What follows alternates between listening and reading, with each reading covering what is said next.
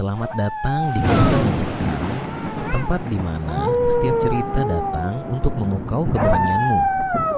Di sini, kita akan menyelami kisah-kisah horor yang tak hanya menakutkan, tapi juga penuh misteri dan keanehan yang sulit dijelaskan. Siapkan dirimu, matikan lampu, dan dengarkan dengan penuh perhatian. Karena kegelapan yang akan kita masuki tak pernah sama seperti yang kamu bayangkan. Jangan lupa, jika kamu suka dengan cerita yang membuat jantung berdebar dan bulu kuduk merinding, tekan tombol berlangganan dan ikuti perjalanan horormu bersama kami. Terima kasih. Pada suatu pagi yang cerah, 3 sahabat bernama Andri, Dea, dan Dona memutuskan untuk pergi ke kampung halaman Andri. Kampung itu terletak jauh dari kota mereka, membutuhkan perjalanan sekitar 8 jam dengan bus. Mereka sudah lama berencana untuk melakukan perjalanan ini, tetapi selalu tertunda karena kesibukan masing-masing. Hari itu, mereka berkumpul di terminal bus utama kota tepat pukul 7 pagi. Andri membawa sebuah ransel besar yang penuh dengan oleh-oleh untuk keluarganya di kampung, sementara Dea membawa kamera untuk mengabadikan momen selama perjalanan. Dona, seperti biasa, membawa bantal leher dan cemilan yang cukup untuk menghidupi satu bus. Setelah memeriksa tiket dan memastikan barang bawaan mereka lengkap, ketiganya menaiki bus yang akan membawa mereka ke kampung Andri. Bus itu cukup nyaman, dengan kursi empuk dan pendingin udara. Dia duduk di dekat jendela, Dona di tengah, dan Andri di sisi lorong. Bus mulai bergerak, meninggalkan hiruk-pikuk kota yang penuh dengan klakson dan orang-orang sibuk. Mereka melewati jalanan yang semakin lengang dengan pemandangan gedung tinggi yang perlahan digantikan oleh sawah hijau dan pegunungan di kejauhan. Dea, yang sangat antusias, terus memotret pemandangan. Sementara itu, Dona sudah sibuk membuka bungkus keripik yang dibawanya. "Kita ini cuma mau ke kampung, tapi bawaanmu kayak mau pindah rumah," canda Dona sambil melirik tas Andri. Andri hanya tertawa kecil. "Banyak titipan dari ibu. Nanti kalau nggak dibawa, aku yang dimarahi," jawabnya. Di tengah perjalanan, suasana di dalam bus semakin sunyi. Hujan di luar mengguyur dengan deras, menciptakan irama monoton yang membuat banyak penumpang tertidur. Dea, yang awalnya sibuk memotret, akhirnya ikut terlelap.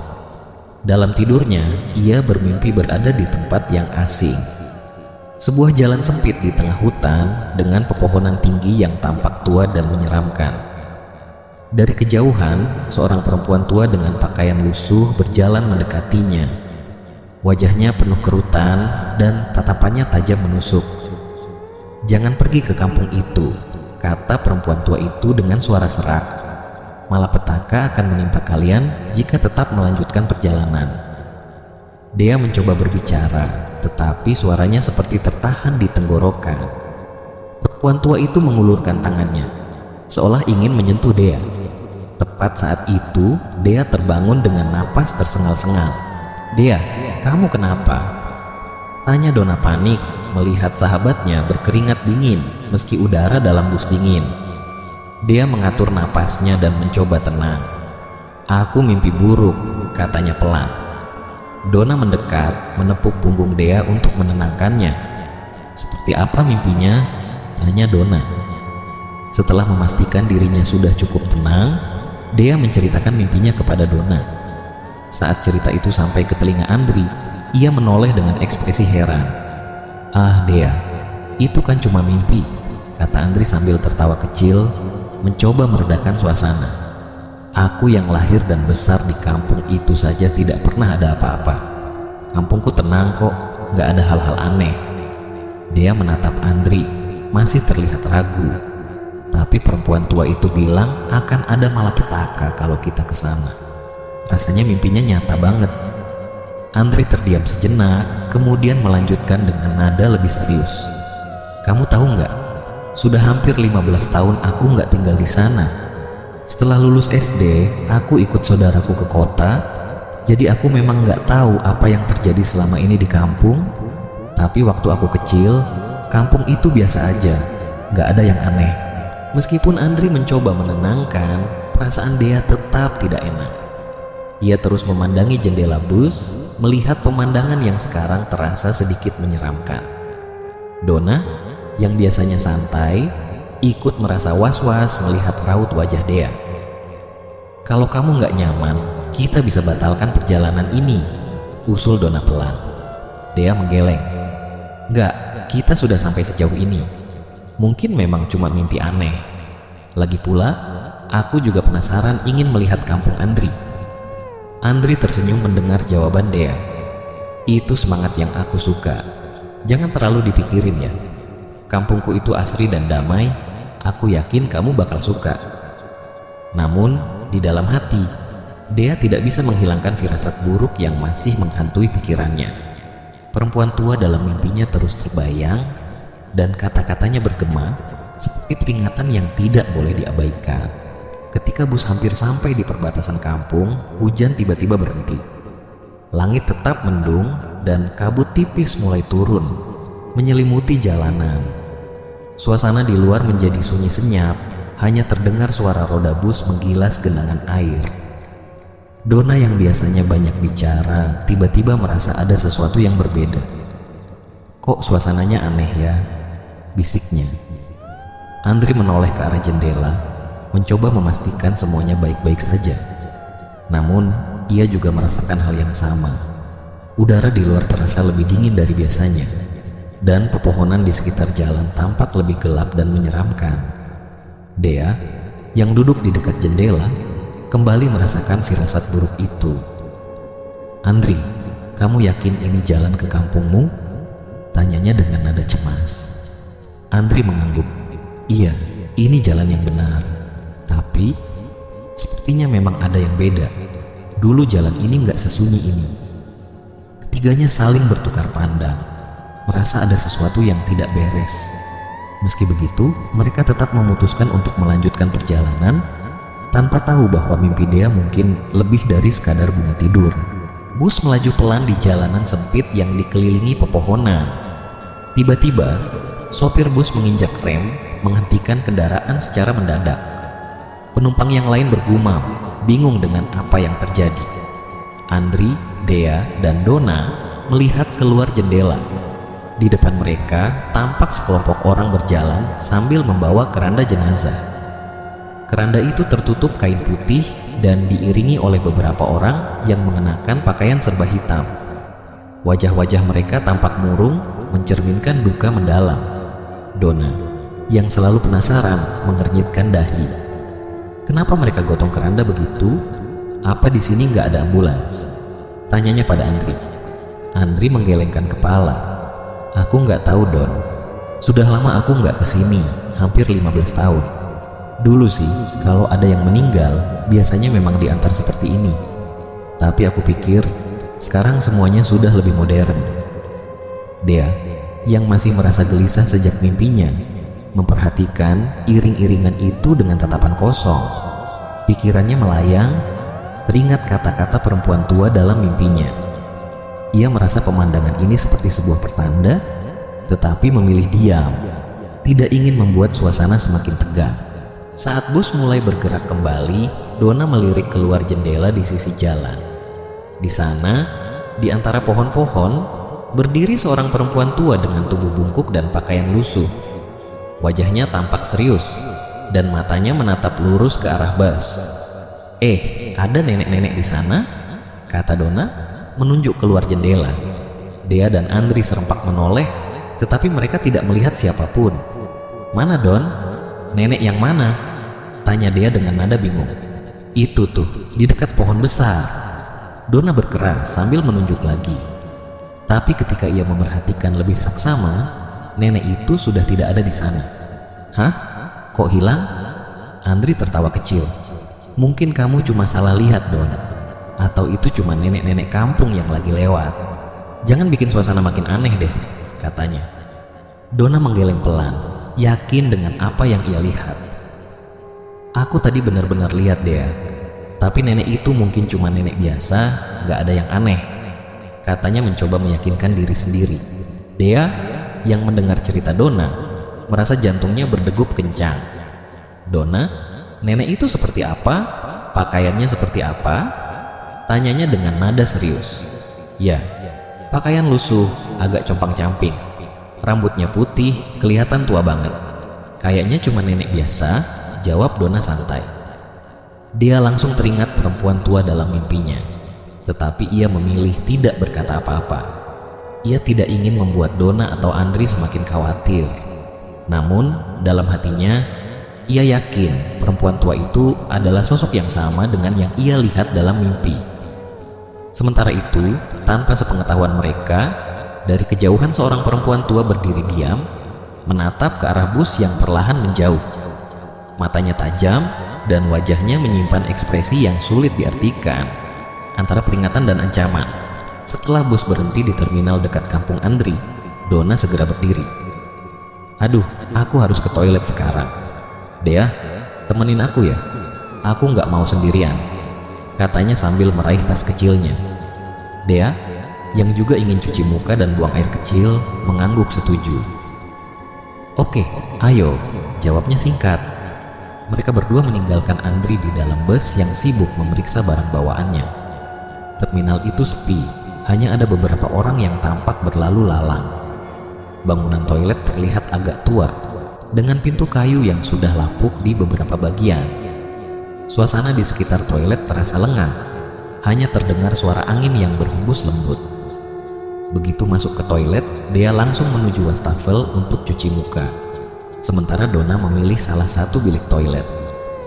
Suasana di dalam terasa pengap dengan cahaya redup dari lampu yang berkerlap-kerlip. Saat Donna sedang buang air kecil, ia merasa ada sesuatu yang aneh. Tiba-tiba, ia merasakan tiupan lembut di kupingnya, seperti ada seseorang yang sengaja meniupnya. Donna menoleh ke kiri dan kanan, tapi bilik itu kosong. "Dea?"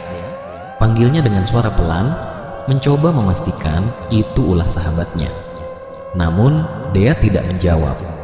Donna mulai merasa tidak nyaman, terutama ketika samar-samar terdengar suara seseorang bernyanyi lagu Jawa dari arah luar bilik.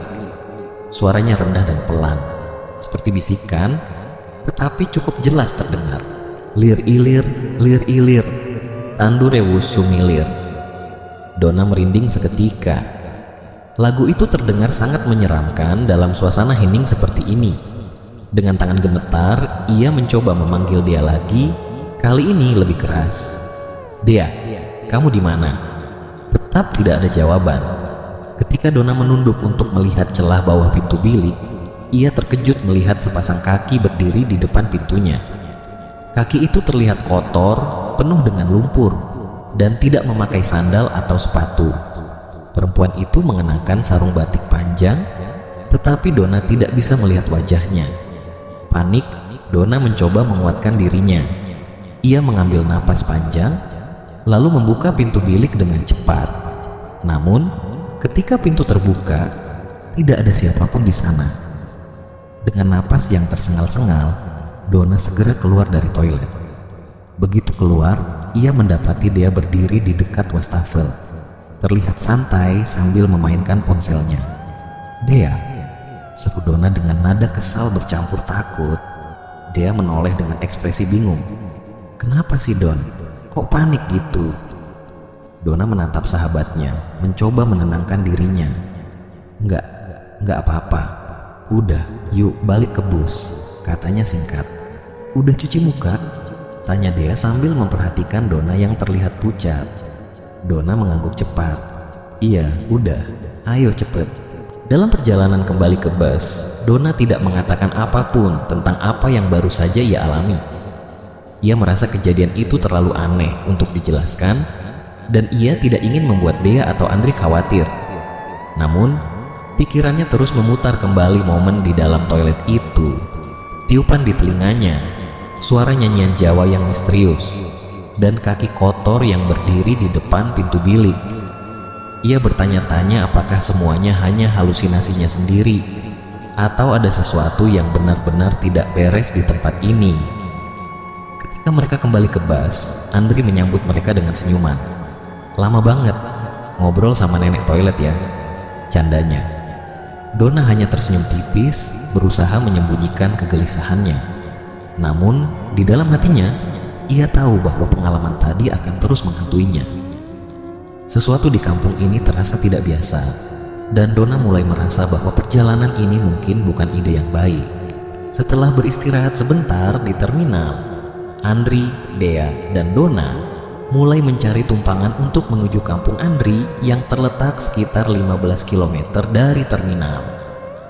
Jalan menuju kampung itu tidak dilalui angkutan umum, sehingga mereka harus mencari kendaraan pribadi yang bersedia mengantar. Ketika mereka sedang berdiri di pinggir jalan, sebuah mobil pick-up berhenti di depan mereka. Sopirnya adalah seorang pria muda berkulit gelap dengan senyum lebar. Wajahnya tampak familiar bagi Andri, tetapi ia tidak langsung mengenalinya. "Andri, ya, ini kamu kan?" sapa pria itu dengan nada ceria. Andri memperhatikan pria itu dengan seksama, mencoba mengingat. "Iya, aku Andri." "Maaf, kamu siapa ya?" "Saya Fajar, kita teman waktu SD. Kamu mungkin lupa ya, sudah lama banget," jawab pria itu sambil tertawa kecil. "Oh iya, Fajar. Aduh, maaf banget, aku hampir nggak kenalin. Kamu kelihatan beda sekarang." Andri akhirnya tersenyum lebar mengingat sosok teman lamanya. Fajar tertawa. "Maklum, udah kerja keras di sini. Jadi gimana? Kalian mau ke kampung? Kebetulan aku juga mau pulang, sekalian bawa bahan makanan sama beras. Ayo naik aja, aku antar." Ketiganya setuju dan segera naik ke bak pick up Fajar yang penuh dengan karung beras dan bahan makanan lainnya. Meskipun sederhana, kendaraan itu adalah satu-satunya cara untuk mencapai kampung Andri dengan cepat. Perjalanan melewati jalanan sempit yang dikelilingi hutan lebat. Suasana terasa tenang, hanya suara deru mesin pick up yang terdengar. Donna, yang duduk di bagian belakang bak bersama Dea, tiba-tiba mendengar suara samar-samar. Itu adalah suara lagu Jawa yang sama seperti yang ia dengar di toilet terminal tadi. "Lir ilir, lir ilir." Donna menoleh ke arah Dea, ingin memastikan apakah temannya juga mendengar hal yang sama. Tapi Dea tampak termenung, tatapannya tertuju jauh ke depan. Ia seperti melihat sesuatu di antara pepohonan di sisi jalan. Dea terkejut. Di sana, berdiri seorang nenek tua dengan pakaian lusuh yang sama seperti dalam mimpinya. Perempuan itu menatap lurus ke arah mereka, wajahnya serius tanpa ekspresi. Namun, saat mereka melewati tempat itu, sosok nenek itu hilang begitu saja. Dea bergidik dan berusaha menenangkan dirinya. Ia tahu Donna juga merasa ada sesuatu yang aneh, tetapi keduanya memilih diam. Mereka terlalu takut untuk membahas apa yang baru saja terjadi. Di depan kemudi, Fajar berbicara santai dengan Andri. "Jadi kamu udah lama banget ya nggak ke kampung, Di? Banyak yang berubah sejak kamu pergi." Andri mengangguk. "Iya, terakhir aku di sini waktu lulus SD. Setelah itu aku pindah ke kota sama saudaraku. Memang apa aja yang berubah di kampung?" Fajar tersenyum tipis. "Banyak, tapi ada satu hal yang masih sama, bahkan mungkin lebih ketat sekarang. Di kampung sini, jam 5:30 sore itu gak ada orang yang boleh keluar rumah." Andri mengerutkan dahi. "Hah? Kenapa begitu?" "Itu pantangan dari leluhur," jawab Fajar dengan nada serius. "Kata orang tua, setelah matahari tenggelam, ada makhluk yang berkeliaran di luar. Pamali buat kita berada di luar rumah kalau sudah malam. Makanya, kalau kamu lihat kampung ini sepi banget di malam hari, jangan heran. Semua orang lebih pilih diam di rumah." Dea dan Donna yang duduk di belakang mendengar pembicaraan itu. Donna memeluk dirinya sendiri, merasa suasana semakin tidak nyaman. Sementara Dea hanya terdiam, mencoba memahami apakah semua peringatan ini ada hubungannya dengan mimpinya. Langit mulai berubah menjadi jingga saat mereka mendekati kampung. Fajar mempercepat laju mobilnya, tampak ingin segera sampai sebelum hari benar-benar gelap. "Kita sebentar lagi sampai," kata Fajar sambil melirik jam di dashboard mobil. "Untung nggak terlalu sore. Tapi kalian hati-hati ya. Kalau ada apa-apa, jangan keluar rumah. Apalagi kalau dengar suara-suara aneh di malam hari." Andri hanya tersenyum, merasa semua itu hanyalah cerita-cerita lama yang tak perlu ditakuti. Namun, di hati kecilnya, ia mulai merasa ada sesuatu yang berbeda dari kampung tempat ia tumbuh besar ini. Ketika mereka akhirnya melihat gerbang sederhana yang menandakan masuknya wilayah kampung, suasana sunyi semakin terasa. Tak ada orang di jalanan, hanya hembusan angin yang membawa dedaunan kering beterbangan. Kampung itu tampak seperti terjebak dalam keheningan yang mencekam. Di bak belakang pick-up, Dea dan Donna saling pandang. Keduanya menyimpan ketakutan masing-masing, memilih diam sambil berharap perjalanan ini akan segera berakhir. Namun, jauh di dalam hati mereka, perasaan bahwa sesuatu yang tidak wajar sedang mengintai semakin kuat. Pada akhirnya, pickup yang dikemudikan Fajar berhenti di depan sebuah rumah sederhana dengan dinding kayu dan pekarangan kecil yang dipenuhi tanaman. Rumah itu tampak hangat meski usianya terlihat sudah tua. Aroma tanah basah bercampur dengan wangi bunga kamboja di halaman menambah suasana kampung yang khas. Andri turun dari mobil, wajahnya langsung berubah saat melihat pintu rumah terbuka. Dari dalam rumah, seorang perempuan paruh baya dengan kerudung sederhana muncul sambil memandang dengan mata berkaca-kaca. Itu adalah ibunya. "Andri, anakku," suara perempuan itu terdengar gemetar. Ia berjalan tergesa-gesa ke arah Andri, lalu langsung memeluknya erat. "Ibu." Andri hanya bisa berucap singkat, suaranya bergetar menahan tangis. Ia memeluk ibunya seakan tak ingin melepaskannya. Setelah sekian lama, ia akhirnya kembali ke pelukan perempuan yang merawatnya sejak kecil. Dari belakang sang ibu, muncul seorang pria berusia sekitar 50-an dengan wajah penuh kerutan namun senyum yang hangat. Itu adalah ayah Andri. Ia mendekat perlahan lalu menepuk bahu Andri. "Selamat datang kembali, nak. Akhirnya kamu pulang juga," katanya sambil menahan emosi. Andri tersenyum tipis lalu memeluk ayahnya. "Iya, Pak. Maaf baru sekarang bisa pulang."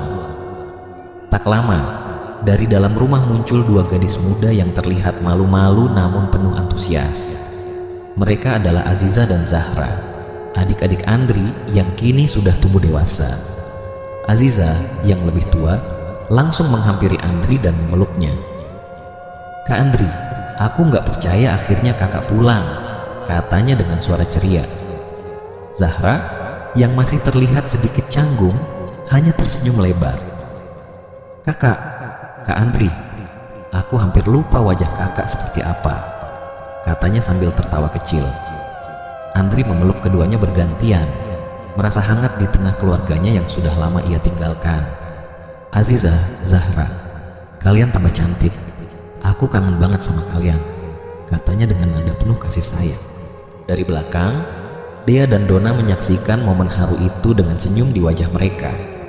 Donna, yang biasanya suka bercanda, bahkan terlihat diam, seolah tenggelam dalam perasaan hangat yang terpancar dari reuni keluarga tersebut. "Ibu, bapak, ini teman-temanku. Mereka yang menemani aku ke sini," kata Andri sambil mengenalkan Dea dan Donna. Sang ibu segera menghampiri mereka. "Terima kasih ya, nak, sudah menemani Andri ke sini. Masuk, ayo masuk. Rumah kami memang kecil, tapi kami senang kalau kalian merasa nyaman." Dea dan Donna tersenyum sopan. "Terima kasih, Bu. Rumah ini terasa sangat hangat," kata Dea. "Betul, Bu.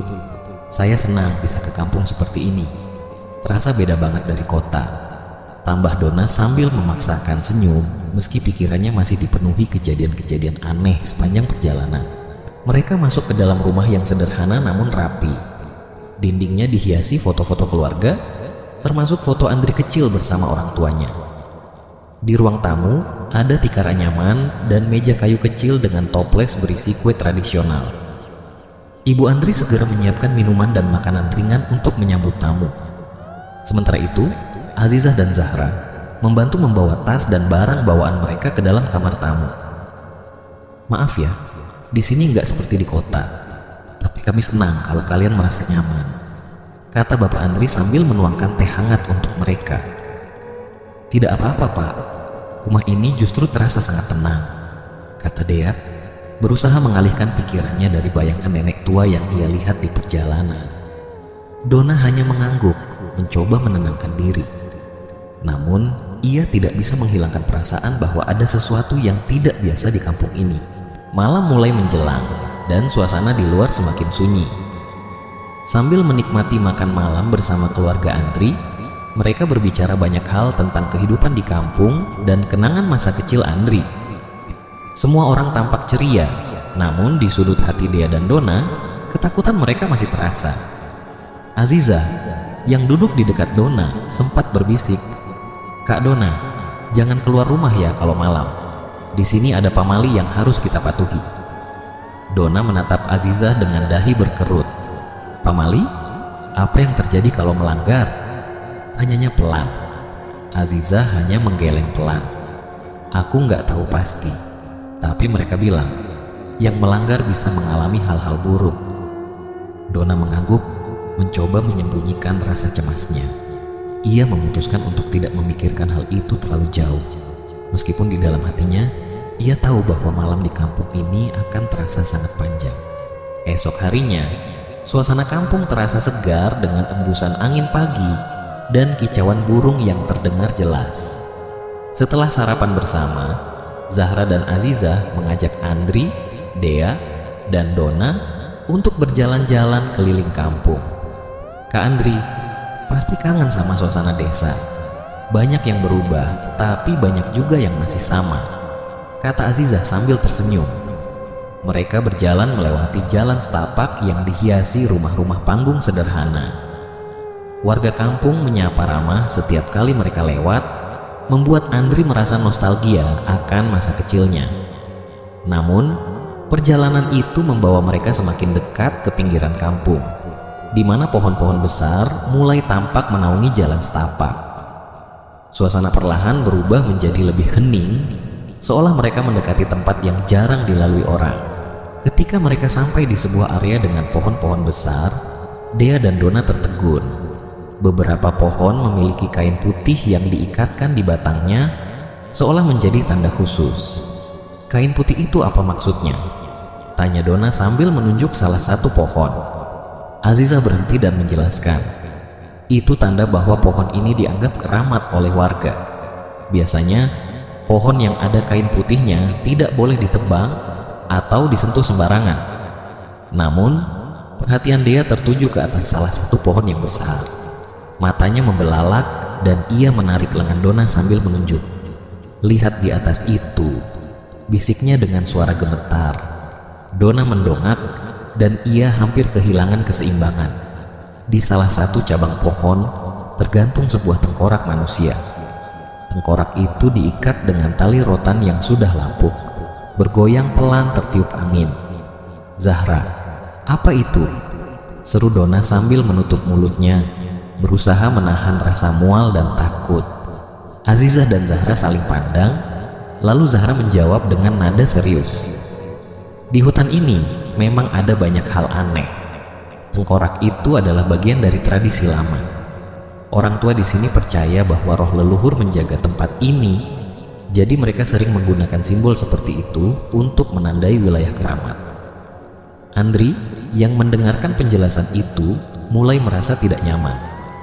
"Kenapa harus keramat sih? Apa sebenarnya yang ada di sini?" tanyanya. Zahra menghela napas. "Di dalam hutan ini ada 2 kuburan besar yang tertutup kain hitam. Kata orang tua, itu bukan kuburan biasa. Itu adalah makam seseorang atau sesuatu yang dianggap sangat berpengaruh di masa lalu. Siapa atau apa mereka, aku sendiri nggak tahu. Tapi karena itulah kampung ini punya banyak pantangan, termasuk larangan keluar malam." Dea, yang masih mencoba mencerna apa yang dilihatnya, bertanya dengan suara pelan, "Kamu sendiri pernah lihat kuburan itu, Zahra?" Zahra menggeleng cepat. "Belum pernah. Orang tua melarang kami masuk lebih dalam ke hutan ini. Bahkan, mendekati batas ini saja sudah dianggap berani." Donna menatap kain-kain putih yang berkibar pelan di antara pepohonan. "Jadi, larangan keluar malam itu ada hubungannya dengan hutan ini?" Azizah mengangguk. "Kata orang, kalau ada yang melanggar, mereka bisa tersesat di hutan ini dan tidak pernah kembali. Beberapa orang bahkan bilang pernah mendengar suara-suara aneh kalau malam seperti nyanyian atau tangisan. Dea merinding mendengar cerita itu, terutama karena ia mengingat nenek tua yang muncul dalam mimpinya dan di sepanjang perjalanan. Apakah nenek itu ada hubungannya dengan tempat ini? Ia tidak berani bertanya lebih jauh, tapi rasa takutnya semakin menguat. Malam itu, suasana rumah Andri terasa hening. Angin berembus perlahan, menggoyangkan dedaunan di luar. Dea dan Donna berada di satu kamar, mencoba memejamkan mata, meskipun pikiran mereka masih terganggu oleh kejadian siang tadi. Tiba-tiba, suara langkah kaki terdengar pelan di luar kamar mereka, seolah seseorang sedang berjalan di koridor. Donna membuka matanya perlahan, wajahnya langsung tegang. "Dea, kamu dengar itu?" bisiknya. Dea mengangguk, merasa merinding. "Iya, tapi siapa yang jalan malam-malam begini?" Tak lama, langkah itu berhenti, namun digantikan oleh suara lain. Suara yang membuat bulu kuduk mereka berdiri. Nyanyian dalam bahasa Jawa. Nada lagu itu terdengar lirih dan menyeramkan, seperti datang dari luar rumah. "Kita harus tetap tenang," bisik Dea, mencoba menenangkan diri dan Donna. Namun, ketenangan itu pecah ketika terdengar suara ketukan di jendela kamar mereka. Tok, tok, tok. Donna langsung menjerit kecil, tapi Dea buru-buru menutup mulutnya. "Jangan berisik," katanya, meski dirinya sendiri ketakutan. Dengan hati-hati, mereka berdua mengintip dari celah tirai jendela. Di luar, mereka melihat sosok perempuan mengenakan kebaya dan sarung batik. Sosok itu berdiri membelakangi jendela, tubuhnya diam seperti patung. Rambut panjangnya terurai, menutupi sebagian punggungnya. Namun, tiba-tiba perempuan itu berbalik. Wajahnya hancur, penuh luka menganga, tanpa mata, dan darah mengalir dari rongga matanya. Kukunya panjang, hitam, dan tajam, seperti siap mencakar apapun. Donna langsung jatuh terduduk di lantai, tubuhnya gemetar hebat. "Dea, aku nggak kuat. Aku harus ke kamar mandi," katanya sambil memegangi perutnya yang mual. Dalam ketakutan, dia memutuskan menemani Donna ke kamar mandi yang terletak di luar kamar. Donna, yang masih gemetar, berusaha menenangkan dirinya. Sementara itu, Dea menunggu di luar kamar mandi, meskipun perasaan takut masih menyelimuti. Saat menunggu, Dea mendengar suara langkah kaki lagi. Ketika menoleh ke arah ruang tengah, ia melihat Andri berjalan perlahan ke arah pintu depan. "Andri, mau kemana?" tanya Dea. Namun Andri tidak menjawab. Ia terus berjalan dengan langkah kaku, membuka pintu rumah, dan keluar ke halaman. Penasaran sekaligus khawatir, Dea memutuskan untuk mengejar Andri. "Andri, tunggu!" panggilnya lagi, tetapi Andri tetap tidak menoleh. Tanpa sadar, Dea terus mengikuti Andri hingga ia berhenti di sebuah tempat yang familiar. Itu adalah area hutan dengan pohon-pohon besar yang tadi siang mereka kunjungi. Di salah satu pohon, kain putih yang diikat di batangnya berkibar pelan. Dea terdiam, merasa ada sesuatu yang aneh. Ia menoleh ke sekeliling dan barulah ia menyadari sesuatu yang membuatnya membeku. Di setiap pohon berdiri sosok-sosok pocong. Pocong-pocong itu memiliki wajah yang hancur, mata merah menyala, dan kain kafan mereka penuh noda darah. Mereka tidak bergerak, hanya berdiri tegak di dekat pohon masing-masing, seperti sedang mengawasi Dea. Dea merinding hebat, napasnya tercekat. Ketika ia mencoba berbalik untuk kembali ke rumah, suara tawa kecil yang seram terdengar dari arah pohon kain putih. Ia memandang ke sana, dan sosok perempuan berkebaya yang tadi ia lihat di jendela kini berdiri di depan pohon itu, tersenyum dengan gigi hitamnya yang tajam. Dia mencoba berlari, tetapi kakinya terasa berat, seolah-olah ada sesuatu yang menahannya. Sementara itu, Donna yang sudah selesai di kamar mandi keluar dan terkejut mendapati Dea tidak ada di tempat ia menunggu. Ketakutannya semakin bertambah. Ia langsung berlari ke kamar Andri dan mengetuk pintu dengan keras. "Andri, Andri, Dea hilang!" serunya dengan napas terengah-engah. Andri yang sedang tidur langsung terbangun. "Apa maksudmu Dea hilang?" Tanyanya panik. Dona menjelaskan dengan suara terbata-bata. "Dia tadi nunggu aku di depan kamar mandi, tapi dia nggak ada waktu aku keluar. Aku nggak tahu dia kemana." Andri langsung bangkit dan mengajak Dona mencari Dea.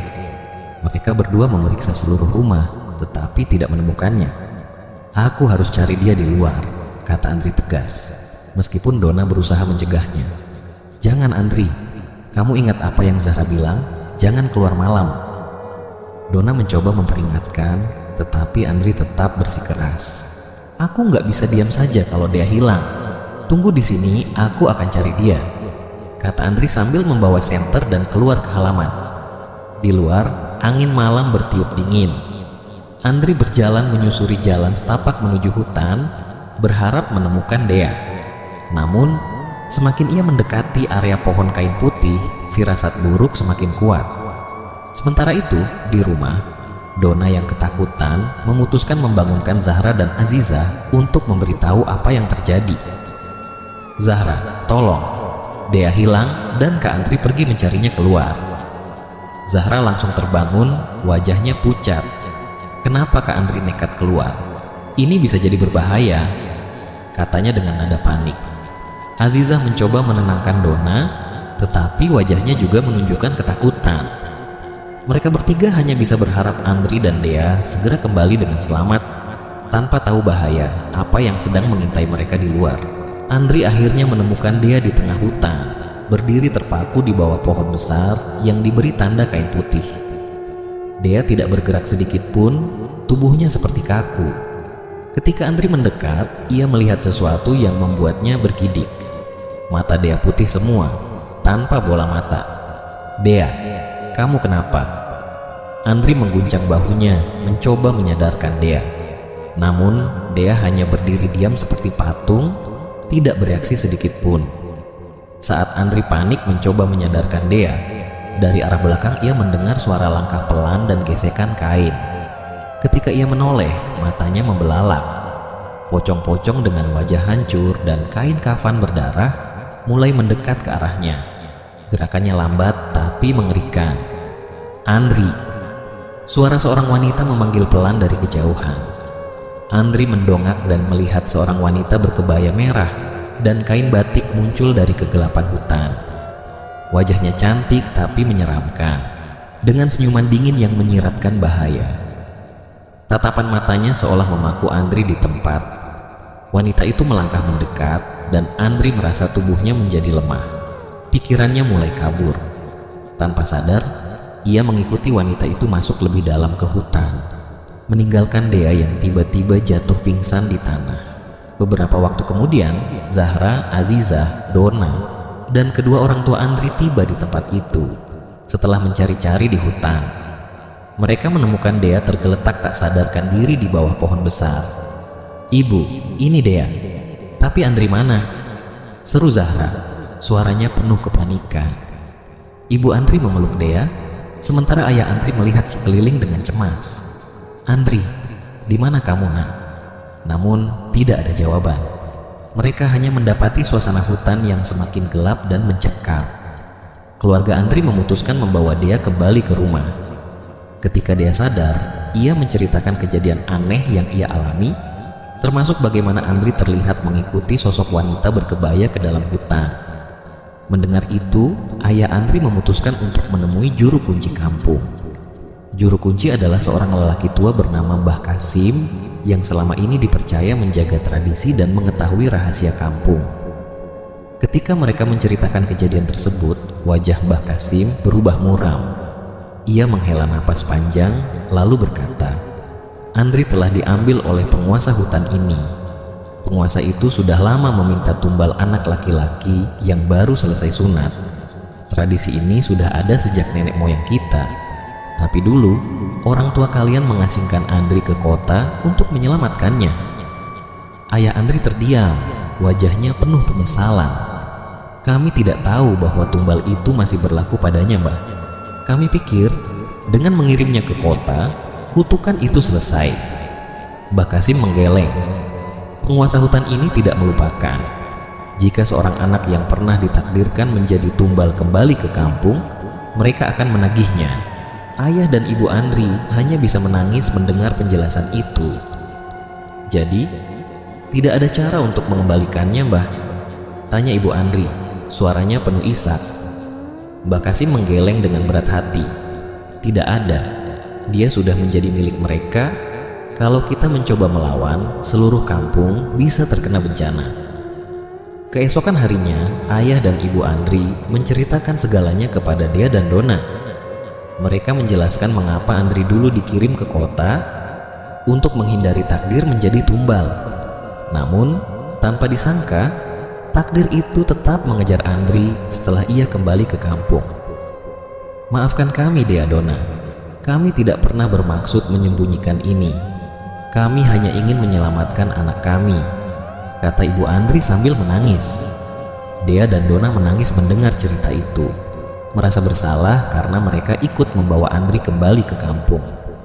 Namun, mereka juga tahu bahwa ini adalah takdir yang tidak bisa dihindari. Hari itu, kampung kembali sunyi. Keluarga Andri berusaha menerima kehilangan, meskipun rasa duka masih menyelimuti mereka. Dea dan Dona memutuskan untuk segera kembali ke kota, membawa kenangan pahit tentang sahabat mereka yang hilang secara tragis. Sebelum pergi, Dea sempat melihat ke arah hutan di kejauhan. Di antara pepohonan, ia merasa melihat sosok Andri yang berdiri diam, memandang ke arahnya. Namun, ketika ia berkedip, sosok itu menghilang. Cerita mereka berakhir, tetapi misteri dan kengerian hutan itu tetap hidup, menjadi bayangan yang tak akan pernah hilang dari ingatan mereka.